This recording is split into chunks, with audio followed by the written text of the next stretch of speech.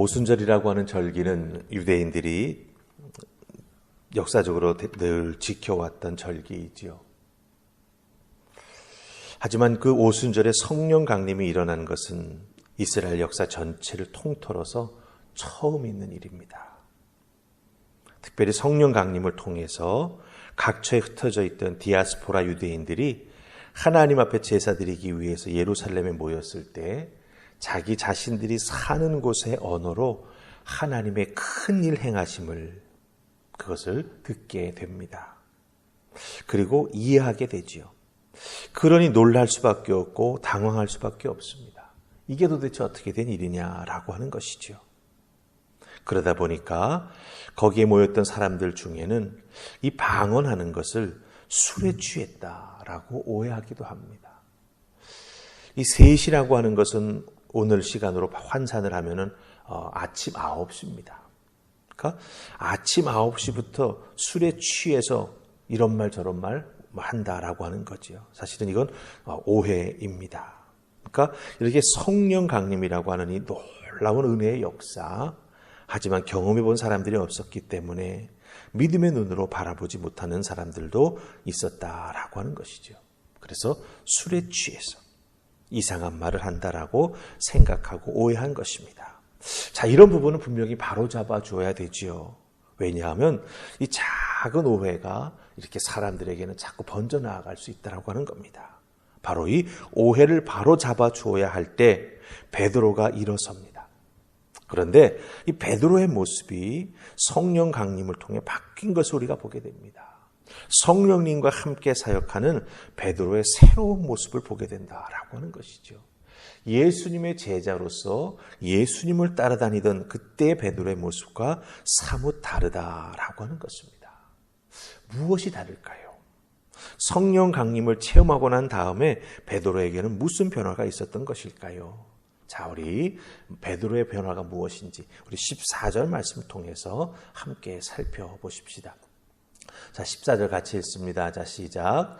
베드로가 11 사도와 함께 서서 소리를 높여 이르되 유대인들과 예루살렘에 사는 모든 사람들아, 이 일을 너희로 알게 할 것이니 내 말에 귀를 기울이라. 아멘. 예, 14절 말씀 잘 보면 베드로가 11 사도와 함께 서서 소리를 높여 사람들에게 선포한다. 이렇게 말하는 것을 보게 됩니다. 내 말에 귀를 기울이라. 이렇게 말하는 걸 보게 됩니다. 베드로가 어떤 사람입니까?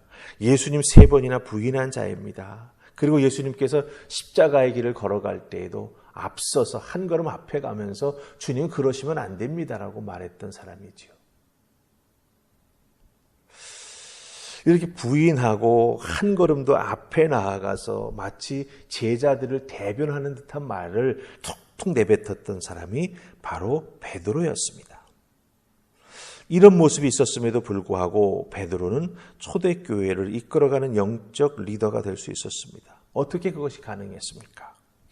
부활하신 예수님께서 요한복음 21장에 보면 디비아르 호수에서 고기를 잡고 있던 베드로를 찾아가서 베드로를 만나 주시죠. 그리고 네가 나를 사랑하느냐 물으시면서 그 사랑으로 베드로를 회복시켜 주셨습니다. 그리고 성령 강림을 베드로가 깊이 체험하게 된 것이죠. 이렇게 주님의 사랑으로 다시 회복함을 받게 되었고 또한 성령의 강림을 통해서 놀라운 일을 베드로가 정말 깊이 체험하면서 베드로의 인격과 그 모습이 바뀐 것입니다. 늘 다른 제자들보다 앞장서서 외치고 말했고 행동했던 사람이었지만 이제 성령 강림 받은 다음에 함께 서서 외치는 사람이 되었다라고 하는 거예요. 함께 서서. 이게 굉장히 큰 베드로의 변화입니다. 여러분 잘 보셔야 합니다. 성령 강림, 성령의 체험, 성령의 충만은 나를 독불장군으로 만드는 것이 아닙니다. 성령 충만하지 못한 자들을 우습게 여기고 자기 자신이 교만하게 그들 위에 군림하는 것이 아니다라고 하는 거예요. 성령을 체험하면 체험할수록 성령의 충만함을 받으면 받을수록 오히려 겸손하게 주님의 뜻을 이루어 나아가기 위해 함께 사역하고 연약한 지체를 도와주고 공동체를 먼저 생각하면서 움직여 나아가는 그런 사람으로 변화된다라고 하는 것입니다. 그래서 베드로는 성령의 강림과 그 충만함을 충만히 경험하고 나서 앞으로 나서기 좋아했고, 그렇죠? 남들보다 먼저 말하기 좋아했고, 이 독불장군과 같은 분명한 베드로의 모습이 있었지만 오히려 겸손하게 주님의 뜻을 이루어 나아가기 위해 한 발 먼저 앞서 나아가는 것이 아니라 함께 손과 발을 맞춰서 우리 주님께서 무엇을 어떻게 역사하셨는지, 그 주님의 십자가 사역의 은혜가 무엇인지를 함께 나누고 선포하는 사역을 감당하게 성령께서 바꾸어 주셨다라고 하는 겁니다. 예, 맞습니다. 성령의 충만함은 바뀌는 것이죠. 누가? 내가. 어떻게? 베드로처럼 독불장군이었던 자가 공동체를 생각하고 다른 사람을 생각하고 함께 동역해 나아갈 수 있는 그런 모습으로 바뀐다라고 하는 것입니다. 예, 성령 충만함을 받은 우리들도 이런 모습 잘 세워나가야 할 것입니다. 성령의 충만함을 통해 제일 먼저 주어지는 것은 나만 생각하던 존재에서 이제 너를 생각하고 우리를 생각하는 그런 존재로 바뀌게 된다라고 하는 것. 그래서 우리 하늘파평교에 속해 있는 모든 믿음의 식구들 성령 강림과 충만한 체험을 있지요. 이제부터는 함께 손잡고 사역해 나아가는, 그래서 주의 몸된 교회를 든든히 세우고 죽어져가는 영혼을 구원하고 새생명 전도 축제도 무사히 잘 맞추어 하나님께 추수의 그 기쁨을 올려드리는 믿음의 사람들 다 되실 수 있기를 주님의 이름으로 축복합니다. 아멘. 자, 이렇게 베드로가 11사도와 함께 서서 소리 높여 무슨 이야기를 합니까? 예, 이 성령 충만은 술 취한 게 아니다. 요엘 2장 28절 이하의 말씀, 그것을 하나님께서 이루어 주신 것이다. 그것을 선포하고 이야기하는 것을 보게 됩니다. 자, 그렇다고 한다면 우리 21절 말씀을 함께 읽으십시다. 21절 찾으셨습니까? 같이 읽습니다. 시작. 누구든지 주의 이름을 부르는 자는 구원을 받으리라 하였느니라. 아멘. 베드로가 요엘서 2장 28절 말씀을 인용하면서 성령 강림의 성경적인 근거가 이것이다라고 말해줍니다. 그래서 그 내용들은 뭡니까? 하나님께서 하나님의 영을 말세에 부어주신다라고 하는 거죠. 자녀들에게, 젊은이들에게, 늙은이들에게, 남정과 여정들에게. 그리고 그 인용한 말씀의 끝부분에서 베드로는 누구든지 주의 이름을 부르는 자는 구원을 받으리라 이렇게 선포합니다. 이거 요엘서 보면은요, 누구든지 여호와의 이름을 부르는 자는 구원을 얻는다라고 되어 있습니다. 이 여호와를 뭘로 바꾼 거예요? 주로 바꾼 거예요. 주는 헬라어로 무슨 말입니까? 큐리어스, 로드, 나의 주인이라고 하는 뜻입니다. 예수님을 의미하죠.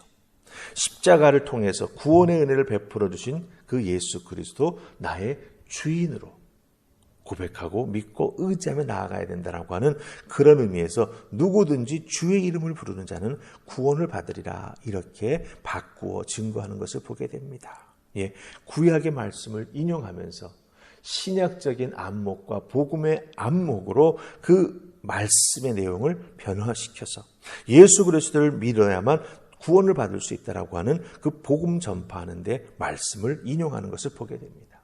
여기서 우리가 특별히 주의해야 될 것은 이 부른다라고 하는 것, 주의 이름을 부른다라고 할 때 이 부른다라고 하는 것은 어떤 주술적인 의미가 아니에요. 네.